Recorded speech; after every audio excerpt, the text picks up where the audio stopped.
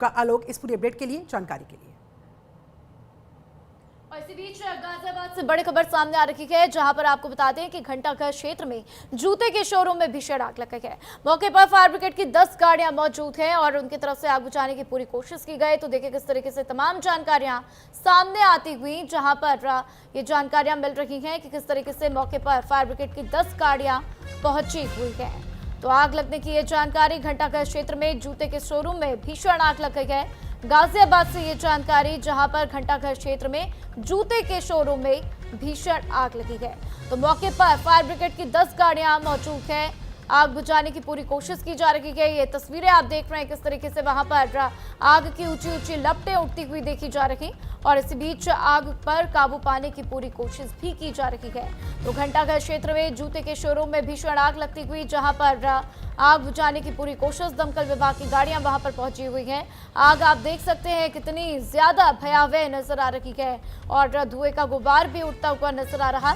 हालांकि वहां पर क्या कुछ नुकसान हुआ, क्या किसी के हताहत होने की कोई जानकारी है, इसको लेकर अभी इंतजार करना होगा कि क्या कुछ अपडेट्स वहां से सामने आएंगे। लेकिन फिलहाल जो स्थिति इन तस्वीरों में देखी जा सकती है, उन तस्वीरों में देखा जा सकता है कि किस तरीके से वहां पर ये आग बहुत ही भीषण और बहुत ही भयावह नजर आ रही है।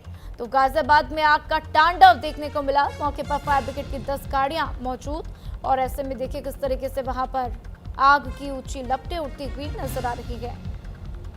तो इस वक्त वहां पर स्थिति क्या है, इसको लेकर तमाम जानकारियों का इंतजार है। लेकिन ये आग कैसे लगी, इसको लेकर भी बड़ा सवाल है। क्या शॉर्ट सर्किट की वजह से आग लग गई, क्या कोई और वजह थी जिसकी वजह से, क्योंकि जूते के शोरूम में आग लगी है तो हो सकता है कि वहां पर किसी तरीके से कोई गलती हुई हो और उसके बाद से ये आग लगती हुई नजर आई है।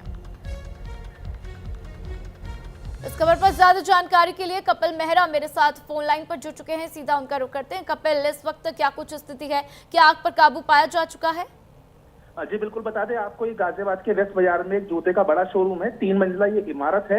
इसके अंदर अभी लगभग 1 से 1.5 घंटे पहले अचानक धुआं उठता निकलता हुआ आसपास के स्थानीय दुकानदारों ने देखा, क्योंकि आज मंगलवार का दिन था और पूरा बाजार बंद था, लेकिन कुछ दुकानें वहां खुली हुई थी। लेकिन उसके बाद जब सूचना पुलिस को दी गई और उसका फायर ब्रिगेड की गाड़ियां पहुंची जी, बिल्डिंग में सामान रखा हुआ जूते का, उसमें आग पकड़ ली थी, वो जल के खाक होना शुरू हो गया था।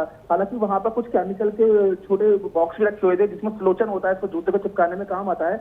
उस सिलोचन ने जो आग पकड़ी है उसका आग बहुत भयावह हो गई, और अभी तक यहाँ 10 गाड़ी गाजियाबाद से और आसपास के क्षेत्र से आ चुकी है और लगातार आग को बुझाने की कोशिश की जा रही है, क्योंकि ऊपर धुआं भी बहुत भरा हुआ है। फायर ब्रिगेड की कोई भी कर्मचारी को बिना ऑक्सीजन मास्क के ऊपर जाने की अनुमति नहीं दी जा रही है, और आसपास क्योंकि कंजेस्टेड एरिया है काफी है और बाजार से घिरा हुआ एरिया है, तो कहीं ना कहीं भीड़ भी है बाजार में, थोड़ी बहुत गाड़ियों को आने में दिक्कत भी हो रही है, क्योंकि मौसम बहुत खराब है, बारिश हो रही है। तो जो दूसरी बिल्डिंगों से वहां जाने में, इमारतों से जाने की जो में कठिनाइयां महसूस कर रहे हैं।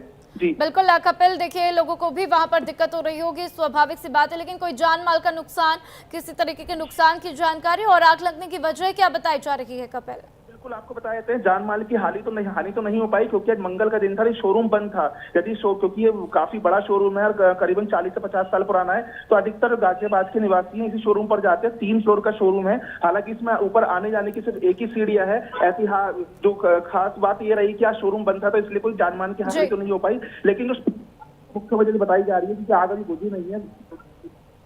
बिल्कुल, ये राहत की बात है कि किसी को किसी भी तरीके का नुकसान नहीं हुआ, लेकिन अब उम्मीद करते हैं कि जल्द से जल्द इस आग पर काबू पा लिया जा सके। मेरे साथ तमाम जानकारियों के लिए आपका शुक्रिया कपिल।